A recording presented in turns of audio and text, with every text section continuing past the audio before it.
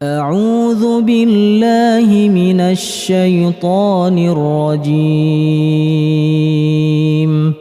بسم الله الرحمن الرحيم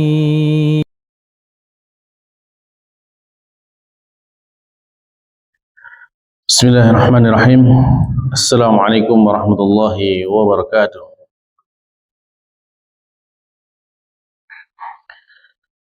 Alhamdulillah. Alhamdulillahilladzi hadana li hadza wa ma kunna linahtadiya laula an hadana Allah. Asyhadu an la ilaha illallah wahdahu la syarika lah wa asyhadu anna Muhammadan 'abduhu wa rasuluh. Allahumma shalli ala Muhammad wa ala ali Muhammad kama shallaita ala Ibrahim wa ala ali Ibrahim innaka Hamidum Majid. Ma'asyiral muslimin, jamaah Masjid Babus Salam yang dimuliakan Allah Subhanahu wa taala. Mari kita bersyukur kepada Allah Subhanahu wa taala yang mana Allah Subhanahu wa taala telah memberikan nikmat yang banyak kepada kita. Hingga di kesempatan kali ini kita bisa kembali bertemu di rumahnya Allah taala dalam rangka kita menambah bekal kita untuk mengarungi kehidupan di dunia ini maupun kehidupan di akhirat kelak. Yang mana Allah menyatakan bahwasanya wa khairuz zadi at-taqwa. Sebaik-baik bekal itu adalah ketakwaan. Dan bagaimana kita bisa bertakwa, kita menjalankan perintah Allah dan menjauhi larangannya, ya kita bisa melakukan itu kalau kita memiliki ilmunya. Dan tentunya hadirnya kita di dalam majelis ilmu seperti ini, maka kita berharap ini menjadi sebab kebaikan untuk kita semuanya di dunia maupun di akhirat kelak. Amin. Para jamaah, kita melanjutkan pembahasan kita dari tafsir juz amma, dan insya Allah di malam hari ini kita akan masuk kepada surat Al-Bayyinah. Saya bacakan 5 ayat dulu dari surat Al-Bayyinah.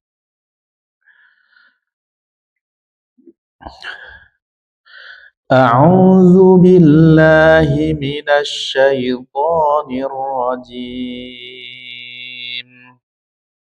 Bismillahirrahmanirrahim.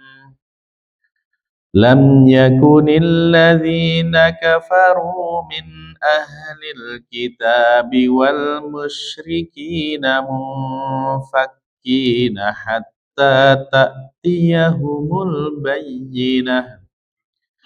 Rasulun minallahi yatlu suhufan mutahharah fiha kutubun qayyimah wa ma tafarraqal ladzina utul kitaba illa min ba'di ma ja'atuhumul bayyinah wa ma umiru illa liya'budullaha mukhlishina lahud-din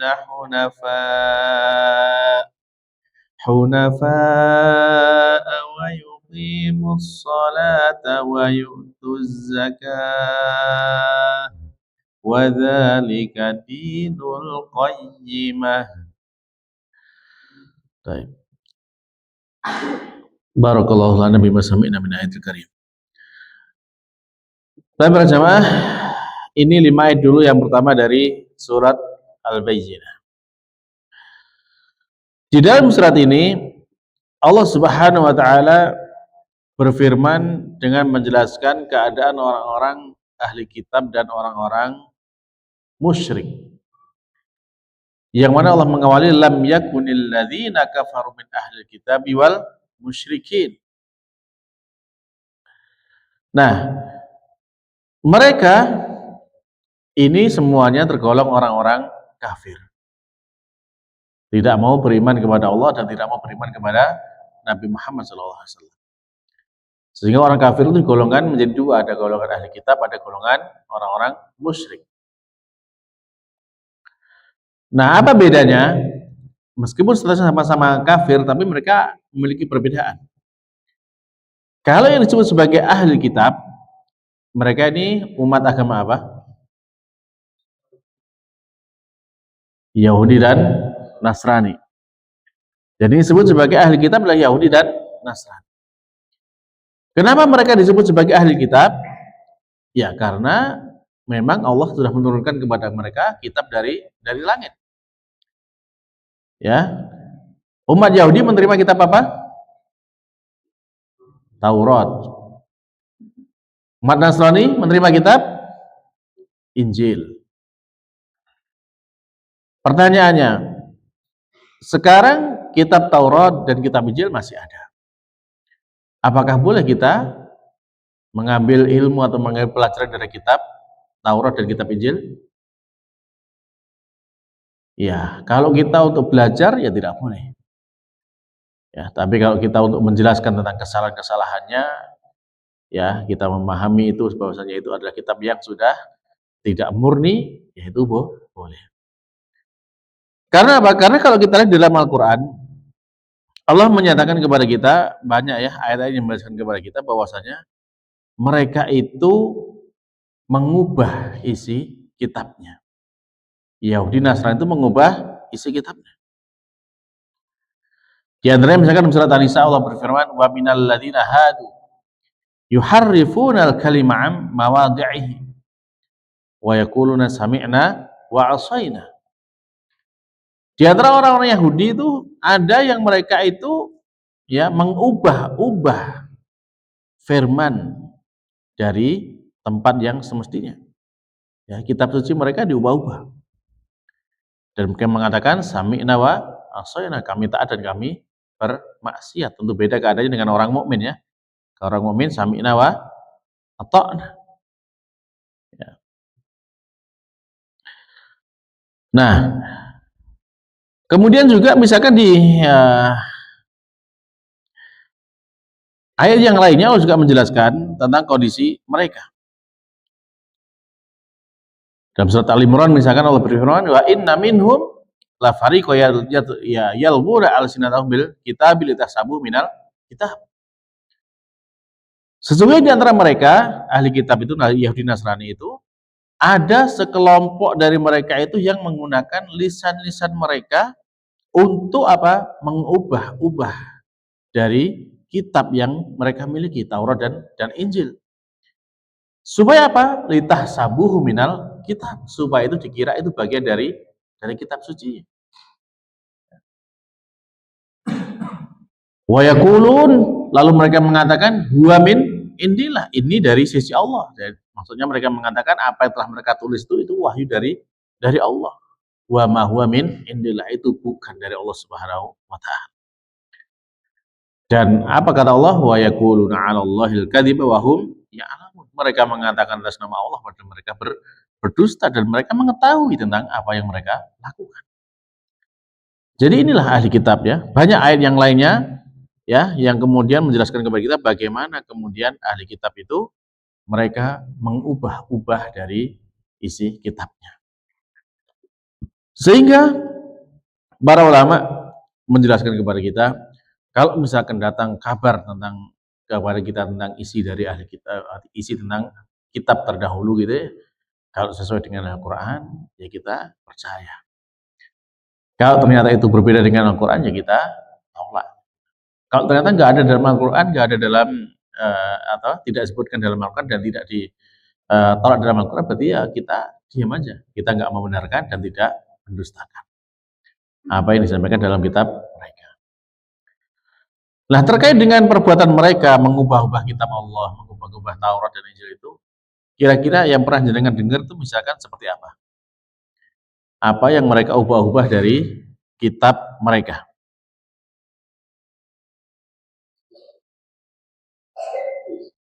Hah?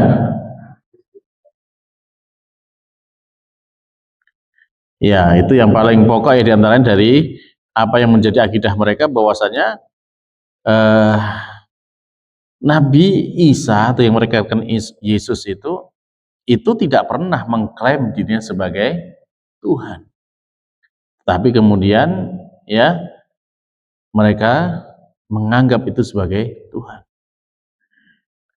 Ya di antaranya misalkan dari firman yang ada dalam surat dalam kitab mereka, Alkitab itu, ya mereka memahaminya dengan semaunya mereka, padahal tidak ada penjelasan itu bahwasanya itu Nabi Yesus sebagai Tuhan. Bahkan juga banyak ayat yang menjelaskan ya Nabi Isa itu adalah utusannya Allah.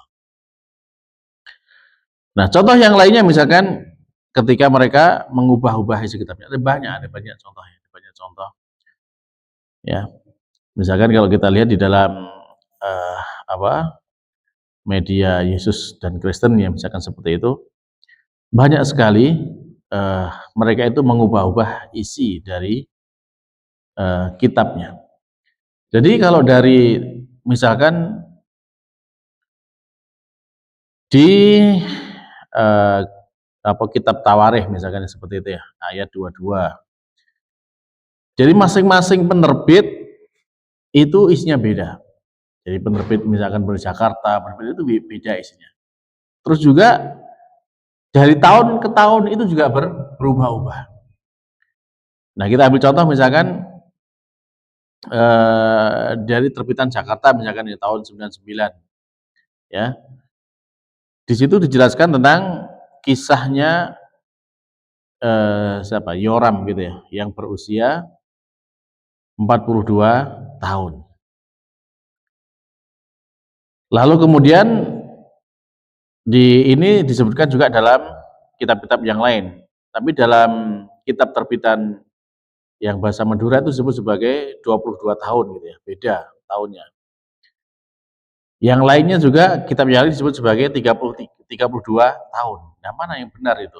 Jadi sama-sama kitab Bibelnya tapi isinya berbeda-beda. Nah, yang lucu lagi ketika Yoram ini ya diceritakan tadi dalam kitab yang terbitan Jakarta itu ya. Terbitan Jakarta itu kan tadi usianya 32 tahun gitu kan. Lalu kemudian dia diangkat menjadi raja dan naik tahta, kemudian memimpin selama 8 tahun. Berarti jadi berapa usianya? 40 tahun kan gitu kan. Nah, lalu kemudian di usia 40 tahun itu dia dikabarkan gugur dalam medan pertempuran. Berarti meninggal di usia 40 tahun. Apa yang terjadi setelahnya? Yang terjadi setelahnya disebutkan dalam Alkitab itu bahwasanya untuk menggantikan Yoram yang meninggal tadi itu digantikan oleh anaknya yang namanya Ahazia. Yang saat itu Ahazia ini usianya 42 tahun. Gimana kita memahaminya nih? Jadi bapaknya meninggal usia 40 tahun digantikan anaknya usia 42 tahun. Ya. Ya akhirnya mereka revisi gitu kan.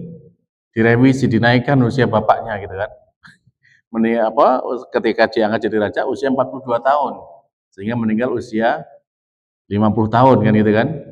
Tapi juga anaknya menggantikan usia 42, berarti baru 8 tahun sudah punya anak gitu. Ya beginilah. Ya, jadi kita nggak tahu gimana kebenaran aslinya tuh kayak gimana. Yang jelas mereka ketika menulis seperti itu ya jadinya ya kita susah memahaminya. Ya. Nah, terus juga ada yang naudzubillah ya, misalkan seperti kisahnya Nabi Daud.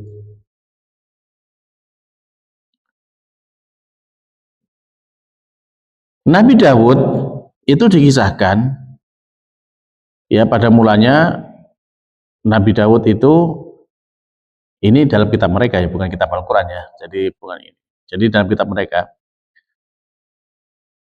dikisahkan bahwasanya Nabi Daud itu kemudian ya naudzubillah ya dikatakan dalam kitab itu Nabi Daud itu berzina. Nabi Daud berzina. Ya ini dalam bahasa mereka ya. Ya naudzubillah ya jadi dikisahkan tuh Nabi Daud itu tertarik dengan istri dari tetangganya atau dari pasukannya, sehingga kemudian terjadi perzinahan antara Nabi Daud dengan istri tetangganya itu atau istri anak buahnya itu yang namanya Batsheba.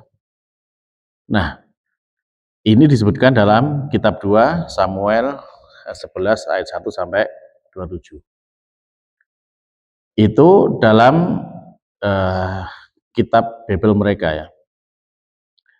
Jadi di tahun 60 disebutkan seperti itu. Daud berbuat zina dengan Batseba. Ya.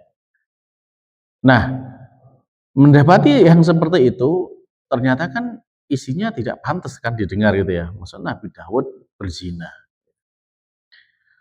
Itu tahun 60. Akhirnya tahun 1970 direvisi. Kitabnya direvisi. Bunyinya berubah menjadi ya, direvisi di tahun 70 dia berubah menjadi ia mendekati Batseba. Jadi masih tertariklah kepada Batseba itu. Jadi Nabi Daud tertarik kepada Batseba. Ternyata itu mungkin dirasa masih kurang pantas juga.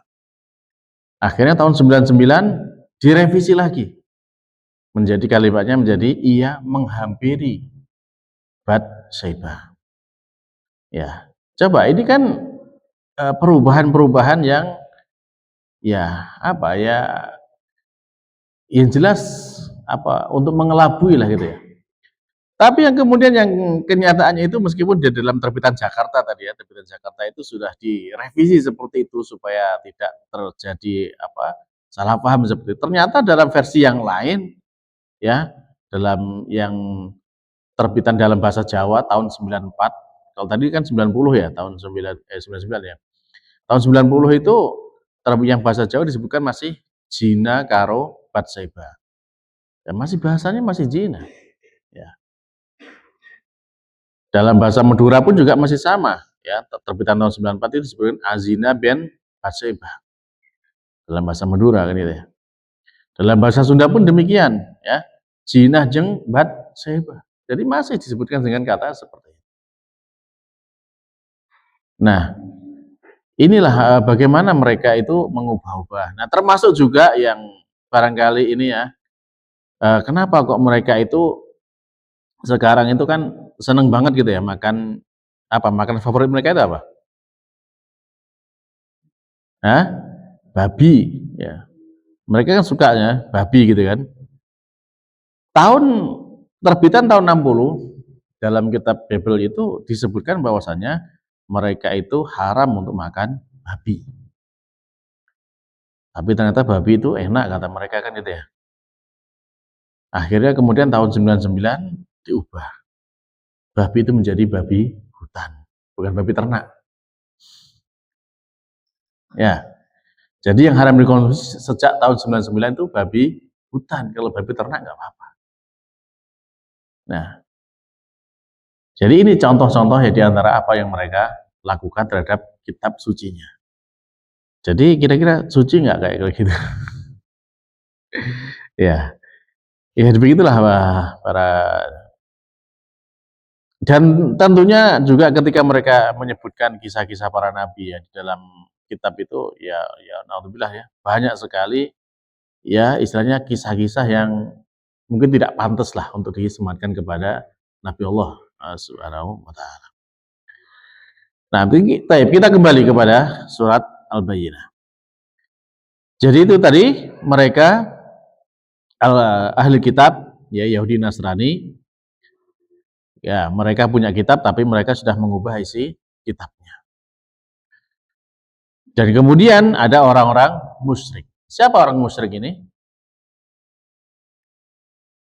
Ya, orang musyrik itu adalah mereka yang menyembah kepada selain Allah Subhanahu wa taala. Mereka yang menyembah kepada berhala-berhala. Apapun jenisnya berhala itu. Nah, dari sini sebenarnya kalau kita lihat orang-orang ya Nasrani juga mereka menyembah kepada selain Allah ya. Mereka menyembah kepada Isa, mereka menyembah kepada ya apa namanya Roh Kudus misalnya seperti itu. Tapi Allah sudah mengkhususkan mereka karena mereka punya kitab maka tidak masuk ke dalam kelompok yang musyrik di sini. Jadi ketika disebutkan bersamaan seperti ini ya ahli kitab khusus, musyrik sendiri gitu ya. Karena ahli kitab juga ada hukum khususnya yang tidak sama dengan orang musyrik. Orang musyrik itu termasuk di antara hukumnya mereka sembelihannya tidak halal. Ya, kalau mereka menyembelih tidak halal untuk dimakan. Tapi kalau ahli kitab ya mereka tetap halal makanannya. Itu di antara bedanya. Dan juga boleh kalau kita menikah dengan wanita ahli kitab. Laki-laki muslim menikah dengan wanita ahli kitab boleh. Tapi kalau laki-laki muslim menikah dengan wanita musyrik tidak boleh. Dan ini tentunya menjadi perhatian kita. Karena pada kenyataannya sekarang meskipun di masyarakat kita itu banyak ya, banyak yang mereka itu secara KTP, secara administrasi itu muslim gitu kan. Tapi pada prakteknya mereka itu banyak melakukan kesyirikan. Mereka menyembah kepada selain Allah Subhanahu wa taala. Nah, maka hal ini ya menjadi suatu yang bahaya gitu ya. Orang-orang musyrik. Seperti apa? Ya mereka yang menyembah kepada gunung, yang menyembah kepada pohon keramat, menyembah kepada batu-batu, menyembah kepada laut, yang menyembah kepada ya apalah yang mereka sembah gitu kan, mereka menyembah kepada jin itu kan menyembah kepada selain Allah. Ya, kalau dikatakan kepada mereka, mengapa kalian menyembah itu? Mana abudu? Kami nggak nyembah mereka illa liyuqarribuna ilallahi melainkan hanya untuk mendekatkan kepada Allah saja gitu kan. Padahal ya tidak demikian. Jadi meskipun dia itu muslim, mengaku Islam gitu ya, lalu kemudian dia itu ya misalkan sholat ataukah misalkan puasa, zakat juga itu. Tapi kalau dia itu berbuat syirik menyekutukan Allah itu amalnya juga hapus. Tidak ada nilainya gitu ya. Maka ini bahaya dari perbuatan syirik ini. Dan sebenarnya kalau kita tahu bahwasanya dia benar-benar berbuat syirik dengan syirik yang jelas, yang tidak ada keraguan lagi, ya maka kalau dia nyembelih nggak boleh. Nyembelih korban, nyembelih apa nggak boleh karena sebenarnya tidak halal untuk dimakan. Nah inilah yang penting ya untuk kita perhatikan. Baik. Jadi di awal surat Bayyinah ini Allah menjelaskan tentang keadaan dari orang-orang kafir, dari ahli kitab dan dari orang musyrik. Sama-sama keduanya kafir ya. Meskipun ahli kitab maupun juga yang non ahli kitab itu sama-sama kafirnya. Lah, bagaimana keadaan mereka? Mereka itu Allah sebutkan lam yakun, tidak akan. Tidak akan apa? Mungfakin. Ya, mungfakin meninggalkan agama mereka, meninggalkan keyakinan mereka itu mereka enggak akan. Jadi yang Yahudi, Nasrani, yang musyrik, ya tetap akan seperti itu. Mereka mengatakan seperti itu sampai kapan? Hatta ta'tiyahumul bayyinah. Sampai datang kepada mereka yang namanya al-bayyinah. Apa itu bayyinah? Bayyinah itu adalah sesuatu yang bisa membuktikan atau menjelaskan kebenaran dengan jelas. Kebenaran sesuatu dengan jelas. Ya. Maka itu adalah al-bayyinah. Jadi segala sesuatu yang bisa menjadi penjelas tentang kebenaran sebuah hal, kebenaran tentang suatu perkara, maka disebut sebagai bayyinah. Jadi kalau memang itu bisa membuktikan bahwasanya ini benar, itulah yang dikatakan sebagai bayyinah. Contohnya misalkan Nabi SAW bersabda, al-bayyinatu 'alal mudda'i. Jadi bukti atau penjelasan yang nyata, yang jelas itu, yang bisa membuktikan tentang kebenaran itu diperlukan bagi orang yang menuduh. Jadi kalau misalkan dalam agama kita kan, misalkan terjadi konflik gitu kan, ada orang menuduh, oh ini orang ini telah berbuat dosa, misalkan dia telah berbuat apa? Ya berbuat zina, misalkan seperti itu. Nah ini kalau tuduhannya ditujukan kepada orang muslim, maka berat konsekuensinya. Dia harus menunjukkan buktinya. Dan buktinya nggak mudah. Nggak mudah. Buktinya kalau misalkan menuduh zina itu ya harus dia itu harus ada 4 orang saksi gitu kan. 4 orang saksi yang melihat langsung bagaimana kemudian masuknya kelamin laki-laki kepada kelamin perempuan seperti ya timba masuk ke dalam sumur. Jadi kalau misalkan cuma melihat mereka telanjang berdua dalam selimut nggak bisa jadi bukti gitu ya. Untuk menuduh sebagai apa Allah berbuat zina. Karena konsekuensinya kan berat kalau misalkan dalam pengadilan ya kalau terbukti dia berbuat zina maka hukumannya apa? Dirajam, nggak usah nikah kan gitu kan. Nah, maka untuk membuktikan itu maka harus dengan bukti yang nyata. Kalau misalkan sampai nggak punya bukti, ya buktinya nggak mencukupi, maka dia yang dihukum kan itu. Maka inilah pentingnya dalam hadis disebutkan al-bayyinatu 'alal mudda'i. Jadi bukti itu perlukan kepada orang yang menuduh. Kalau dia menuduh, tunjukkan buktinya. Ya. Nah, lalu apa yang Allah maksudkan di dalam ayat ini yang disebut sebagai al-bayyinah? Penjelasan atau pembukti ini apa yang Allah maksudkan? Allah sebutkan dalam ayat yang kedua. Rasulun minallah, yaitu utusan, rasul dari Allah Subhanahu wa taala. Siapa itu? Nabi Muhammad sallallahu alaihi wasallam. Nabi Muhammad Rasulullah Muhammad bin Abdullah al-Hashimi al-Qurashi. Ya, semoga Allah melimpahkan salawat kepada beliau dan kepada keluarganya. Allah menyebutkan dengan Rasulun, bentuk nakirah. Maka ini bermakna ini sebagai bentuk takzim kepada Nabi Muhammad sallallahu alaihi wasallam. Dan kemudian kalau kita mengagungkan Rasulullah SAW, maka tentu dengan pengagungan yang semestinya. Tidak kemudian kita mengurangi pengagungan itu dan juga tidak kita berlebihan dalam kita mengagungkan Rasulullah SAW. Orang yang kurang dalam pengagungan kepada Rasulullah, misalkan seperti apa? Ya ini yang sering mungkin perlu kita ingatkan ya, ketika disebut nama beliau tidak mau bersolawat. Jadi kalau disebutkan nama Nabi Muhammad kita sholawat sallallahu alaihi wasallam. Ya. Dan dikatakan sebagai orang nggak mau sholat itu dikatakan sebagai bakhil. Dalam ayat yang lain disebutkan ada ancamannya bahwasanya dia akan dilaknat. Ya. Maka kalau kita mendengar nama Nabi Muhammad disebut ya kita bersolawat sallallahu alaihi wasallam. Itu kalau orang yang kurang dalam pengagungannya dia kurang dalam sholawat. Demikian juga ya kalau tidak mau mengagungkan ya berarti tidak mau mengikuti ajaran Rasulullah Shallallahu Alaihi Wasallam. Ya. Nah, yang berlebihan juga ada. Yang berlebihan itu ya ketika mereka itu memuji, menganggap Rasulullah itu lebih daripada kedudukannya, bahkan sampai menganggap sebagai ya apa sesembahan, menganggap sebagai Rasulullah seakan-akan bisa menjadi makhluk yang bisa diminta atau mengabulkan doa. Maka ini pun dilarang oleh Rasulullah SAW. Beliau ketika dipuji-puji oleh seorang sahabat, lalu beliau menganggap bahwa pujiannya itu melampaui batas, sehingga beliau mengatakan la tuturuni kama atratin nasara Isa bin Maryam. Janganlah kalian terlalu menyanjungku sebagaimana orang-orang Nasrani itu menyanjung Nabi Isa bin Maryam.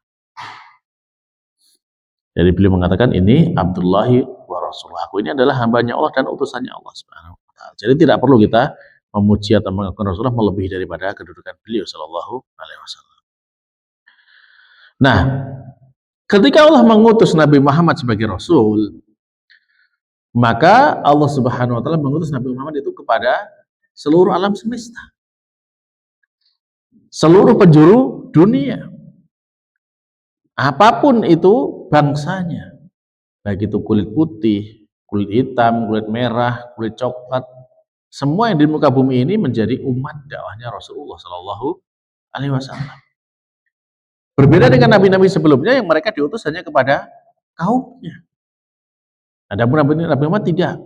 Nabi Muhammad diutus kepada seluruh alam semesta, bahkan sampai kepada bangsa jin pun demikian. Ya. Bisa kita lihat misalkan dalam surat jin kan, ya di sana Nabi Muhammad menyatakan kepada itu. Di dalam surat Al-Ahqaf juga di sana dijelaskan Nabi Muhammad berdakwah kepada bangsa jin. Jadi memang Nabi Muhammad diutus untuk seluruh alam semesta. Dengan tugas apa? Basyiron wa nadhiron. Sebagai pemberi kabar gembira dan juga sebagai pemberi peringatan. Banyak ayat-ayat yang menjelaskan dengan demikiannya. Allah menyatakan misalkan dalam surat An-Nisa ayat 79 Allah berfirman wa arsalnaka lin-nasi rasula. Ya, dan telah kami utus kamu untuk genap manusia. Di sini kan An-Nas dengan alif lam maka menunjukkan istighraq keseluruhan manusia. Jadi Nabi Muhammad diutus kepada seluruh manusia. Rasulah sebagai seorang rasul. Dalam ayat pertama surat Al-Furqan Allah berfirman tabarakalladzi nazzala al-furqana 'ala 'abdihi liyakuna lil 'alamina nadhira. Disebutkan itu sebagai lil 'alamin, seluruh alam semesta ini. Nabi Muhammad jadi mengemban tugas untuk memberikan peringatan kepada seluruh alam semesta. Jadi Nabi Muhammad SAW diutus menjadi Rasul oleh Allah Ta'ala. Beliau diutus untuk apa? Menyampaikan wahyu, menyampaikan firman Allah Subhanahu Wa Ta'ala yang beliau terima melalui perantara malaikat Jibril. Jadi malaikat Jibril datang kepada beliau, menurunkan wahyu, lalu kemudian beliau menyampaikan itu, mengajarkan kepada seluruh manusia. Nah, jadi ketika Nabi Muhammad diutus oleh Allah Subhanahu Wa Ta'ala sebagai Rasulun minallah, apa yang beliau lakukan? Yatlu suhufan mutahharah. Nah, beliau itu membacakan kepada umat manusia itu apa yang dibaca? Suhufan mutahharah. Jadi yatlu di sini ini mengajarkan dengan bagaimana membacanya, bagaimana memahami dan bagaimana mengamalkannya. Itu diajarkan oleh Rasulullah kepada umat yang pada masa itu berbentuk sebagai suhuf. Suhuf itu kan lembaran-lembaran yang bisa tertulis apakah dari kulit kulit binatang ataukah dari kulit kayu, juga bisa dari pelepah kurma yang bisa dijadikan untuk alat menulis di sana. Suhufan mutahharah. Artinya apa mutahharah? Yang disucikan ini disucikan dari segala macam keburukan seperti syirik, atau juga akhlak-akhlak yang tercela, atau juga dari perbuatan-perbuatan yang buruk itu, tentu semuanya tidak mungkin tidak ada di dalam kitab suci yang dibawa oleh Nabi Muhammad SAW. Berbeda dengan kitab yang tadi kita sebut kita sebutkan di sana, bahkan Nabi aja dikatakan sampai berzina, gitu kan. Jadi kalau dalam Al-Quran tidak demikian. Baik. Dan Allah menjelaskan kepada kita fiha kutubun qayyimah. Di dalam apa yang dibaca oleh Nabi tadi itu, di dalamnya ada kutubun qayyimah. Ada tulisan-tulisan, ada kitab yang itu sangat kokoh kutubun qayyimah. Nah,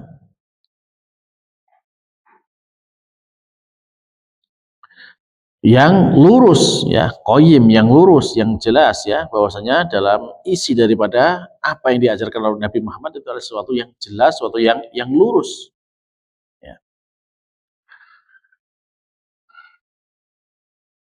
Contohnya misalkan di dalam Al-Quran apa yang disampaikan Nabi Muhammad, kita bisa melihat di sana ajaran tentang kita bagaimana bertauhid, mengesahkan Allah Subhanahu wa Ta'ala. Maka ini termasuk ajaran yang paling utama, yang paling lurus dalam Al-Quran. Kita harus menyembah kepada Allah dengan sebenarnya. Lalu kemudian misalkan ketika di dalam Al-Quran kita mendapati ada pujian-pujian Allah Subhanahu wa Ta'ala, maka kita lihat itu sebagai sesuatu yang lurus yang diajarkan di dalam Al-Quran. Demikian juga ketika misalkan di dalam Al-Quran kita mendapati ada perintah seperti sholat, perintah seperti zakat, puasa, haji, dan yang sebagainya, maka ini termasuk juga ajaran yang lurus yang diajarkan Nabi Muhammad SAW. Segala menyifatinya fiha kutubun qayyimah. Nah, coba kita lihat di awal surat. Di awal surat Allah menanyakan atau mengabarkan kondisi orang-orang kafir, baik itu dari ahli kitab dan orang musyrik. Mereka tidak akan meninggalkan agama mereka sampai datang kepada mereka yang namanya al-bayyinah. Nah, kira-kira ketika Nabi Muhammad SAW datang kepada mereka, lalu Nabi Muhammad mengajarkan kepada mereka ayat Al-Quran. Kira-kira Nabi Muhammad ini sudah bisa menjadi bayyinah atau belum? Bagi mereka orang-orang kafir pada masa itu, apakah itu orang musyrik ataukah orang ahli kitab?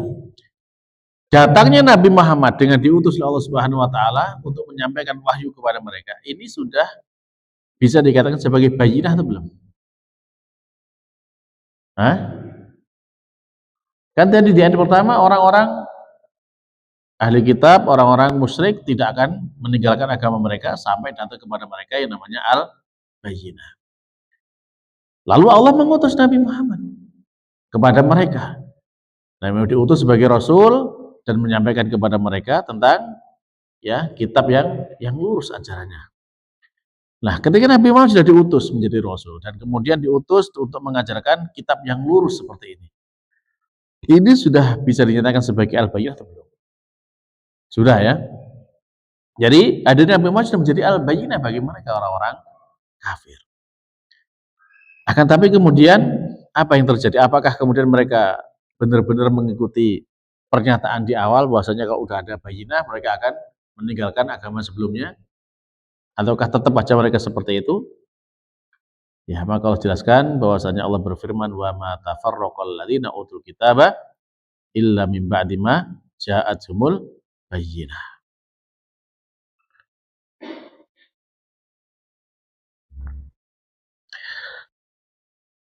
Maka Allah menjelaskan di situ bahwasanya dan tidaklah ya orang-orang yang telah diberikan kitab kepada mereka ya itu mereka kemudian tafarraq, mereka berpecah belah gitu ya, mereka berselisih di sana.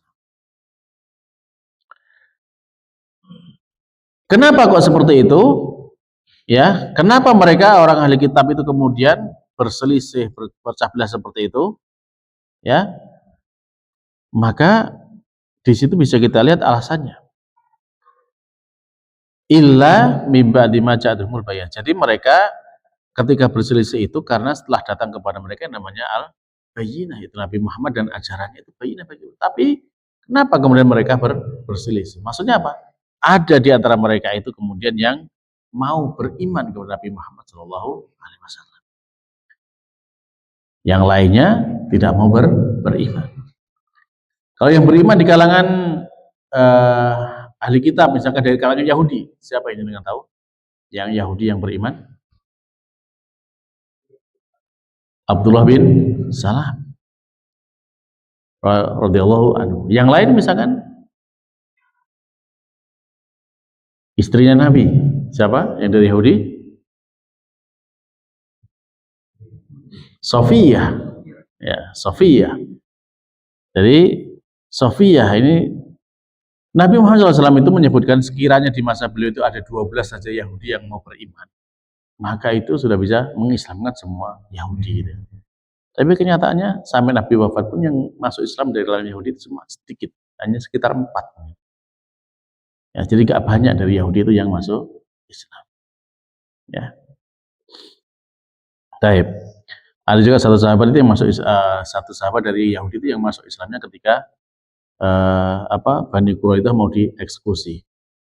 Ya, mereka itu berkhianat gitu kan, kemudian dihukum, dieksekusi per 10 orang dan sebagainya. Lalu salah satu dari mereka itu menyatakan beriman dan bagus imannya. Nah, inilah membuktikan bahwasanya saat datang kepada mereka al-bayyinah Nabi Muhammad dengan ajarannya itu, maka mereka ternyata berpecah belah. Ada yang beriman, ada yang menolak. Ya. Kalau dari kalangan Nasrani yang masuk Islam, siapa? Di masa Rasulullah yang masuk Islam dari kalangan Nasrani?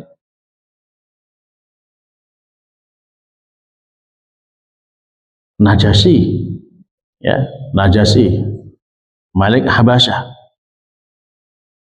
ya, atau juga bisa dikatakan Salman Al-Farisi. Salman Al-Farisi itu sebelum masuk Islam dia belum berkeliling ya, sedangkan dari Majusi kemudian sempat masuk Yahudi, kemudian masuk Kristen gitu kan, baru kemudian masuk Islam. Jadi berkelana untuk mencari agama itu Salman Al-Farisi.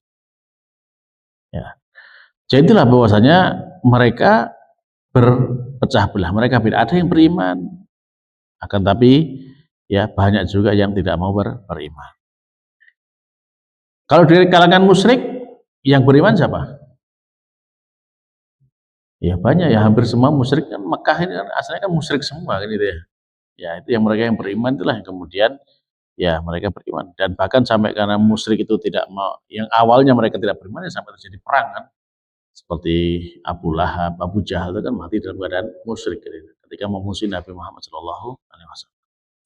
Dan termasuk misalkan dulunya sahabat yang memerangi Rasulullah seperti misalkan Khalid bin Walid gitu kan, awalnya musyrik kan gitu kan, tapi kemudian ketika itu beliau kemudian masuk Islam. Bahkan sahabat Umar bin Khattab saja dulu juga musyrik kan gitu ya, Maka kemudian mereka berubah masuk Islam.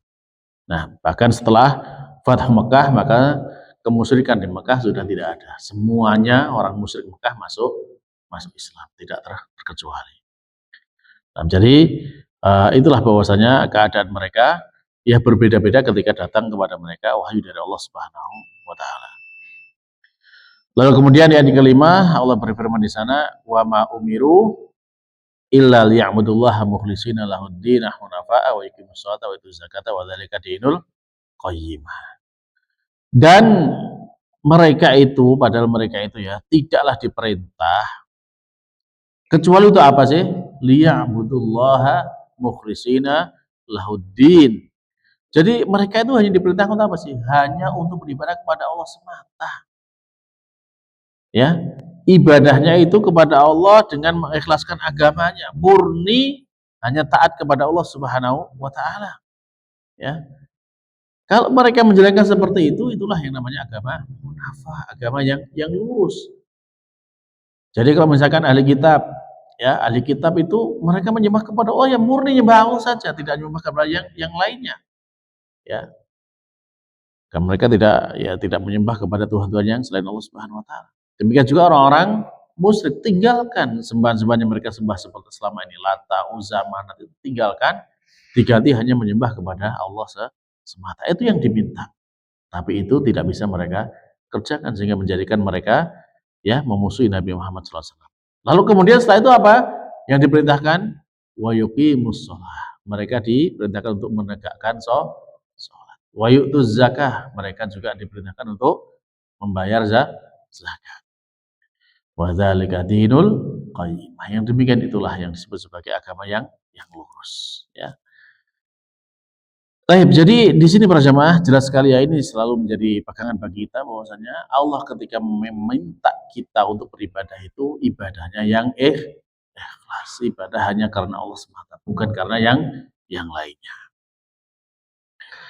Baik, mungkin sampai segini dulu para jamaah apa yang bisa kita sampaikan dari surat Al-Bayyinah ini ayat 1 sampai dengan ayat 5. Maka tentunya ya dengan apa yang sudah kita jelaskan tadi terkait dengan bagaimana Allah mengutus Al-Bayyinah sesuai dengan apa yang diklaim oleh orang yang orang-orang kafir, baik itu ahli kitab maupun orang-orang musyrik. Mereka katanya mau beriman kalau datang Bayyinah, tapi ternyata ketika datang Bayyinah mereka tetap tidak mau beriman. Bahkan mereka ya sebagian mau beriman, sebagian tidak mau beriman. Baiklah para jamaah, demikian apa yang bisa kita sampaikan, semoga bermanfaat dan kita cukupkan dengan doa kafaratul majelis. Subhanakallahumma rabbana wa bihamdika asyhadu an la ilaha illa anta astaghfiruka wa atubu ilaik. Wassalamualaikum warahmatullahi wabarakatuh.